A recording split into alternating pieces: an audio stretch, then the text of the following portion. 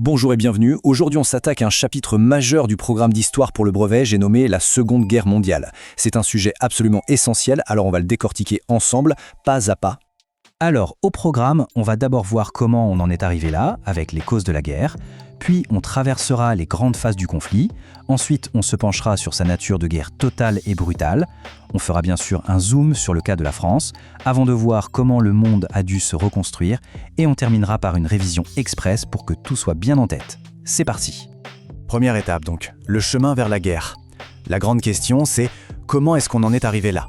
Comment l'Europe a-t-elle pu sombrer dans le conflit le plus meurtrier de son histoire ? C'est ce qu'on va voir maintenant. Alors il faut bien comprendre que la guerre, n'est pas sortie de nulle part en 1939. C'est vraiment le résultat d'une longue montée des tensions. Tout part, en quelque sorte, du traité de Versailles de 1919, vécu comme une véritable humiliation par l'Allemagne. Ajoutez à ça la crise économique mondiale de 1929, qui va faire le lit des régimes extrémistes, et vous avez le cocktail parfait pour l'arrivée au pouvoir d'Hitler et sa politique d'agression. Et là, on a vraiment deux stratégies complètement opposées. D'un côté, il y a les démocraties, la France et le Royaume-Uni, qui sont encore traumatisés par la Première Guerre mondiale. Leur but, c'est d'éviter une nouvelle guerre à tout prix. C'est ce qu'on appelle la politique d'apaisement. On cède aux exigences d'Hitler en espérant qu'il va se calmer. Mais de l'autre côté, Hitler, lui, voit ça comme un signe de faiblesse. Pour lui, c'est un feu vert pour continuer à étendre son espace vital. Et voilà, le point de non-retour.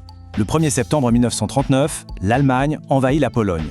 Pour les démocraties, c'est la ligne rouge qui est franchie. La guerre est déclarée. Fait important à noter, quelques jours avant, Hitler avait signé un pacte de non-agression avec Staline. Un pacte qui comptait une clause secrète pour se partager la Pologne. Bon, la guerre est déclenchée. Voyons maintenant comment elle se déroule sur le terrain. Pour y voir plus clair, les historiens la découpent généralement en 3 grandes phases. La première phase, de 1939 à 1942, c'est clairement la période des victoires de l'Axe. L'Allemagne déferle sur l'Europe grâce à sa fameuse tactique du Blitzkrieg, la guerre éclair. C'est une stratégie hyper rapide et brutale. La Pologne, puis la France en 1940 sont balayées. L'Allemagne semble inarrêtable. C'est aussi pendant cette période que le conflit devient vraiment mondial avec l'attaque japonaise sur Pearl Harbor en décembre 1941 qui provoque l'entrée en guerre des États-Unis. Mais à partir de 1942, les choses commencent à changer. C'est vraiment l'année du tournant. On a 3 batailles clés qui vont complètement inverser la dynamique. Dans le Pacifique, les Américains remportent la bataille de Midway et stoppent net l'avancée japonaise. En Afrique du Nord, les Britanniques gagnent à El Alamein. Et surtout, le choc, Stalingrad. Sur le front de l'Est, l'armée allemande subit une défaite absolument terrible face aux Soviétiques. C'est le début de la fin pour l'Axe. Et on arrive à la troisième et dernière phase, la victoire des Alliés entre 1944 et 1945. Là, l'Allemagne est prise en tenaille. D'un côté à l'ouest, vous avez le fameux débarquement de Normandie le 6 juin 1944. De l'autre, à l'est, l'armée rouge fonce vers Berlin. L'étau se resserre, jusqu'à la capitulation de l'Allemagne le 8 mai 1945. Mais la guerre continue dans le Pacifique jusqu'en août 1945, avec les bombes atomiques sur Hiroshima et Nagasaki, qui forceront le Japon à capituler à son tour. Maintenant, on va aborder un point absolument central. Cette guerre n'a rien à voir avec les guerres précédentes. On parle ici de guerre d'anéantissement. Qu'est-ce que ça veut dire ? Ça veut dire que le but n'est pas juste de gagner militairement. Le but, c'est de détruire l'ennemi, détruire ses armées, mais aussi ses populations, son idéologie. C'est une violence à une échelle totalement nouvelle.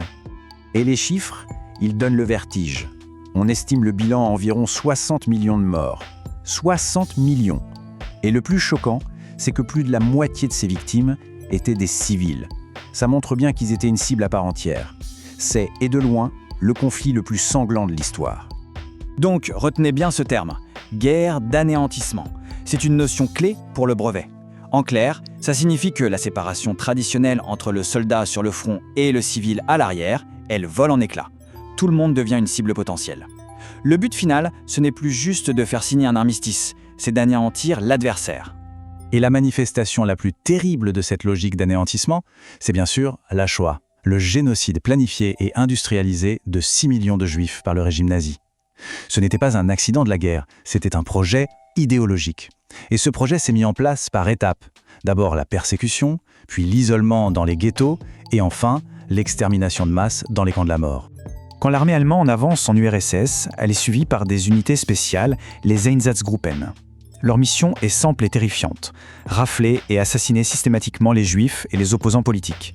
On part de la Shoah par balle, une phase de massacre à très grande échelle, avant même la systématisation des camps d'extermination. Les mots des survivants, comme cette phrase terrible de Primo Levi à son arrivée à Auschwitz, nous rappellent la réalité de ces camps. Ils décrivent une horreur qui dépasse l'entendement, une machine de mort industrielle où l'humanité même était niée. Allez, après ce panorama mondial, concentrons-nous maintenant sur le cas de la France. Comment notre pays a-t-il traversé cette période terrible, de la défaite de 1940 jusqu'à la libération ? En 1940, c'est le choc. La France subit une défaite militaire foudroyante. Et là, le pays se divise en deux. D'un côté, on a le régime de Vichy, avec à sa tête le maréchal Pétain. Lui, il fait le choix de la collaboration avec l'Allemagne nazie. Et de l'autre côté, il y a ceux qui refusent cette défaite. C'est la France libre, menée depuis Londres par un général alors peu connu, Charles de Gaulle. Et cette résistance va prendre plusieurs visages. Il y a la résistance extérieure, incarnée par de Gaulle et son fameux appel du 18 juin 1940.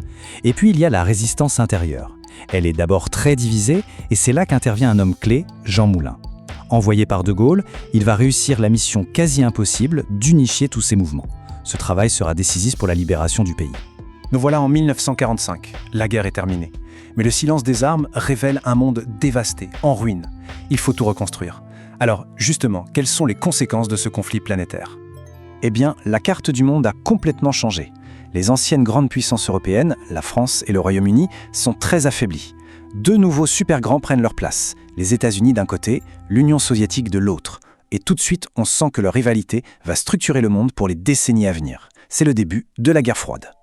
Le bilan de 1945 est donc contrasté. D'un côté, un traumatisme immense. Mais de l'autre, il y a une volonté de construire un monde meilleur. C'est le fameux « plus jamais ça ». Concrètement, ça donne la création de l'ONU pour essayer de garantir la paix, et ça donne aussi le procès de Nuremberg, où pour la première fois, on juge des dirigeants pour crimes contre l'humanité, une avancée juridique fondamentale. Bon, on a vu le déroulé et les grands enjeux. Maintenant, dernière ligne droite. On passe en mode révision express. On va revoir ensemble les définitions et les dates que vous devez absolument connaître par cœur pour le brevet. Voilà une liste des mots-clés à maîtriser. Vraiment, c'est la base. Savoir qui sont l'Axe et les Alliés, ce qu'est le Blitzkrieg, comprendre la différence fondamentale entre le terme général de génocide et celui spécifique de Shoah. Connaître des termes comme collaboration, résistance ou STO pour la France, chaque mot est important, ne faites pas l'impasse dessus. Savoir des choses, c'est bien. Savoir comment les utiliser le jour de l'épreuve, c'est encore mieux. Cette dernière partie est consacrée à la méthode. Comment on s'y prend face aux deux exercices types du brevet, l'analyse de documents et le développement construit. Pour l'étude de documents, il n'y a pas de secret, il faut de la méthode. Étape 1, on présente le document. Nature, auteur, date, sujet. C'est la base. Étape 2, on analyse. On décrit ce qu'on voit, ce qu'on lit. On extrait l'info principale. Et étape 3, c'est là qu'on fait la différence. On explique. On met le document en lien avec le cours, avec le contexte. C'est là qu'on montre qu'on a tout compris. Pour le développement construit, la structure, c'est la clé. On commence par une intro qui pose le sujet et annonce le plan. Ensuite, un développement en 2 ou 3 parties où chaque idée est appuyée par des exemples concrets et des dates précises. Ça, c'est essentiel. Une date, un nom, ça fait toute la différence. Et on termine avec une conclusion claire qui répond à la question. C'est la recette d'une copie réussie. Pour synthétiser, si on doit retenir 3 idées forces pour l'examen, ce sont celles-ci. Premièrement, c'est une guerre véritablement mondiale. Deuxièmement, c'est une guerre d'anéantissement. Et troisièmement, c'est une période où la France est profondément déchirée entre collaboration et résistance. Comprendre ces 3 points, c'est avoir la clé du sujet. Et ça nous rappelle que l'étude de ce conflit nous interroge encore aujourd'hui sur la manière de préserver la paix